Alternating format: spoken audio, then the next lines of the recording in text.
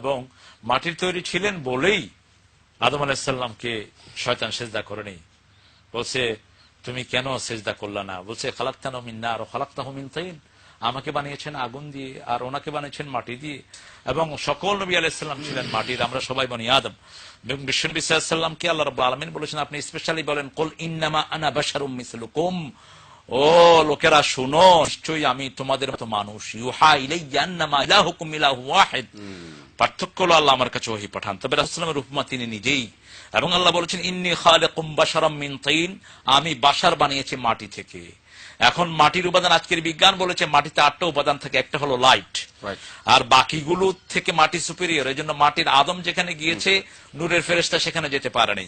সেজন্য আপনারা যারা মূর্খতার সমাজে বাস করেন, যেগুলো এই সমস্ত এই জাতীয় কথা বলবে, এদেরকে মসজিদ থেকে বের করে দেওয়ার ব্যবস্থা করেন। এগুলো মুশরিক, এই মুশরিকের পিছনে নামাজ পড়া হবে না।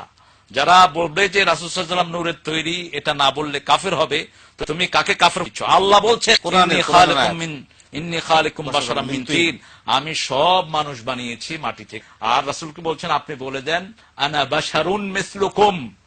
আল্লাহ আমাদেরকে বুঝার তৌফিক দান করুন। শেষ প্রশ্নটা হচ্ছে মাজারে যাওয়া, লা তাশুদ্দু রিহালাতা ইল্লা সালাসা, বুখারী আলাইহি রাহমা বর্ণনা করেছেন, শুধু 3 জায়গা ছাড়া কোন জায়গার উদ্দেশ্যে মানত করে যাওয়া হারাম। কোন জায়গার উদ্দেশ্যে বাহন নিয়ে যাওয়া হারাম। একটা হলো বাইতুল্লাহ, আরেকটা হলো বাইতুল মুকাদ্দাস, আরেকটা হলো মসজিদে নববী আশ শরীফ, মুহাম্মদ রাসূলুল্লাহ সাল্লাল্লাহু আলাইহি ওয়াসাল্লাম যেখানে শুয়ে আছেন। আমরা যেন হাদিসের বাহিরে না যাই।